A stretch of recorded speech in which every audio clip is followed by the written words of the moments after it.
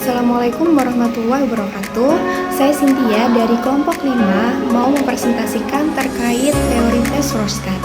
Di sini saya bersama 3 teman saya lainnya, yaitu Devinta Dwi Cahyani dengan NIM 1009, dengan Alisa Agustina Zahra dengan NIM 1072, dengan saya sendiri Cynthia Ayu Arista dengan NIM 1093, dan teman saya Zanuga Rahmatalita dengan NIM 1137.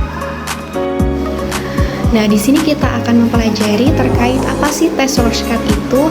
Jadi, tes Rorschach itu adalah sebuah tes psikologis proyektif yang artinya tes ini dirancang untuk mengungkap aspek-aspek kepribadian seseorang yang mungkin tidak disadari atau sulit diungkapkan secara langsung. Nah, tes ini dikembangkan oleh psikiater asal Swiss yang bernama Hermann Rorschach pada awal abad ke-20. Beliau terinspirasi oleh bagaimana orang menginterpretasikan bentuk-bentuk ambigu, khususnya bercak tinta. Tes ini sering digunakan dalam setting klinis atau membantu diagnosis gangguan psikologis, memahami dinamika emosional, dan menilai fungsi kognitif. Selanjutnya akan menjelaskan apa fungsi Rorschach, yaitu mengungkap kebutuhan, motif, konflik, dan persepsi individu. Lalu memberikan informasi mengenai motivasi, kecenderungan respons, operasi kognitif, afektivitas, serta persepsi personal dan interpersonal. Lalu membantu menilai struktur kepribadian bawah sadar, terutama jika ada patologi tersembunyi yang tidak tampak dalam tes terstruktur seperti MMPI. Lalu yang terakhir ada deteksi terhadap gangguan berpikir seperti pada skizofrenia yang akan dijelaskan pada slide selanjutnya. Lalu ciri-ciri kepribadian seperti aleksitimia dan kondisi lain yang tersembunyi. Pada awalnya, tes ini dirancang untuk membedakan berbagai populasi klinis dan normal seperti skizofrenia, orang dengan disabilitas intelektual, populasi normal, seniman, dan akademisi, dan subkelompok lainnya. Skizofrenia itu seperti gangguan asosiasi seperti jawaban yang tidak konsisten atau sulit untuk dimengerti. Lalu jika orang dengan disabilitas intelektual itu seperti contohnya jawaban yang diberikan itu sangat sederhana atau terbatas. Lalu untuk populasi normal itu contohnya jawaban umum atau konvensional. Lalu yang keempat ada seniman, itu respon kreatif dan unik tapi masih logis. Lalu yang kelima ada akademisi dan subkelompok.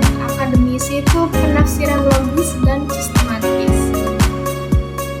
Baik, selanjutnya ada siapa saja yang dapat diperiksa.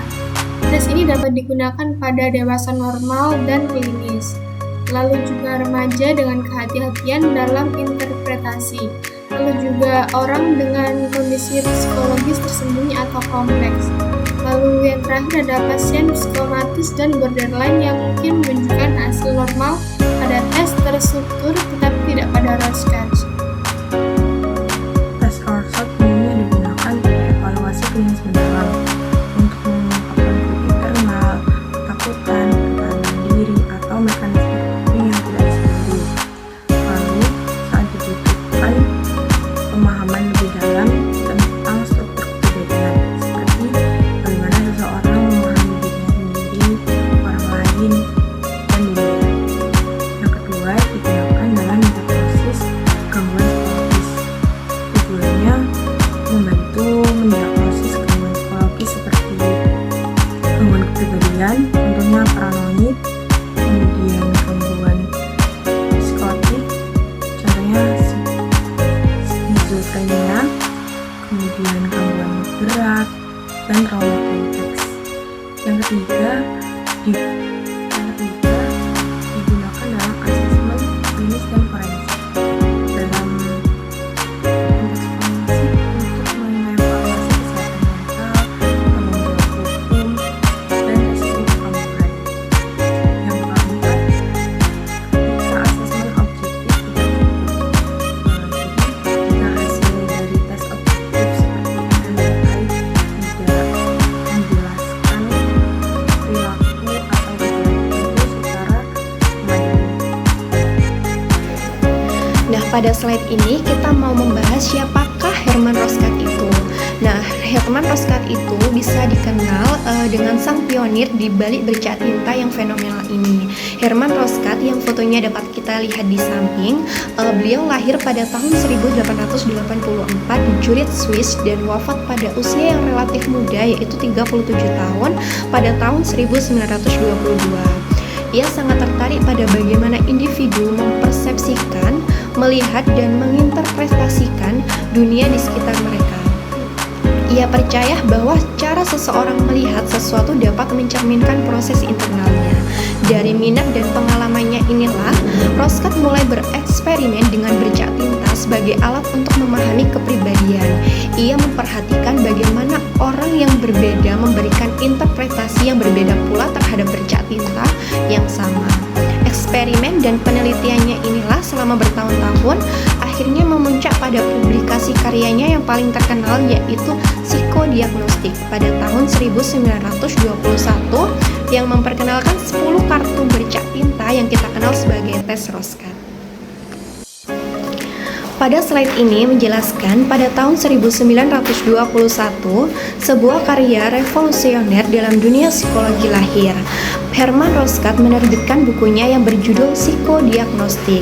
Nah, buku ini yang pertama menjelaskan tentang filosofi di balik tes bercak tinta. Yang pertama, Roskat memaparkan landasan teoritis dan filosofis yang mendasari penggunaan bercak tinta sebagai alat diagnostik.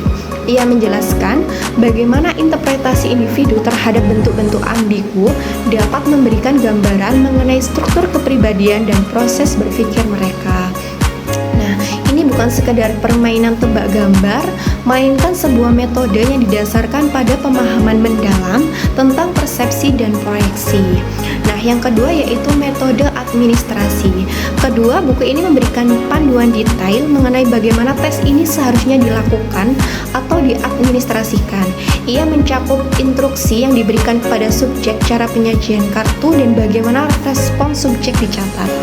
Nah, standarisasi dalam administrasi sangat penting untuk memastikan hasil tes dapat diandalkan dan dibandingkan. Nah, untuk yang ketiga yaitu sistem scoring awal. Jadi Roskat memperkenalkan sistem scoring awal untuk menganalisis respons subjek. Meskipun sistem ini kemudian berkembang menjadi lebih kompleks, dasar-dasar yang ia letakkan dalam psikodiagnostik menjadi fondasi yang sangat penting. Scoring ini tidak hanya melihat apa yang dilihat subjek, tetapi juga bagaimana dan di mana mereka melihat pada bercak tinta. Misalnya lokasi, determinat, seperti bentuk, warna, dan gerakan. Nah, yang terakhir yaitu studi kasus dan interpretasi hasil. Untuk mengilustrasikan penerapan teorinya, Roskat menyertakan berbagai studi kasus dan contoh interpretasi hasil tes dari pasien-pasiennya. Ini membantu pembaca memahami bagaimana data yang diperoleh dari tes dapat dianalisis untuk mendapatkan wawasan klinis yang berharga. Reliabilitas dan validitas tes Roskat. Yang pertama, reliabilitas. Tes Roskat khususnya bila menggunakan sistem komprehensif oleh Exner menunjukkan tingkat reliabilitas yang cukup hingga sangat baik pada beberapa aspek, tetapi bervariasi tergantung pada elemen yang dinilai. Yang pertama ada reliabilitas interscorer, tinggi untuk banyak variabel struktur dasar, misalnya lokasi, determinan, isi, kisaran koefisien antara 82 sampai 97 untuk sebagian besar skor dasar. Namun beberapa variabel lebih kompleks seperti form, quality, dan content terms menunjukkan reliabilitas yang rendah. Yang kedua ada reliabilitas tes retest, lebih rendah dibanding inter-iter karena respon Roskat bisa berubah sesuai kondisi emosional atau kontekstual individu. Jadi kalau misalnya waktu kita melakukan tes Roskat terus kondisi dirinya itu lagi nggak baik, bisa jadi nanti nilai tes Roskat-nya itu juga nggak baik. Tapi sebaliknya kalau misalnya kondisi dirinya lagi baik, terus waktu kita lagi kondisi baik itu kita lagi ngelakuin tes Roskat, itu bisa jadi nilainya nanti tinggi. Jadi nilainya Roskat itu bisa tergantung dengan kondisi diri. Validitas tes Roskat. Validitas tes Roskat dinilai beragam dan kontroversial tergantung pada variabel yang diuji. Yang pertama, validitas konstruk, sedang hingga rendah secara keseluruhan. Beberapa skor seperti Perceptual Thinking Index atau PTI memiliki dasar empirik yang lebih kuat, khususnya dalam menilai gangguan pikir atau psikosis.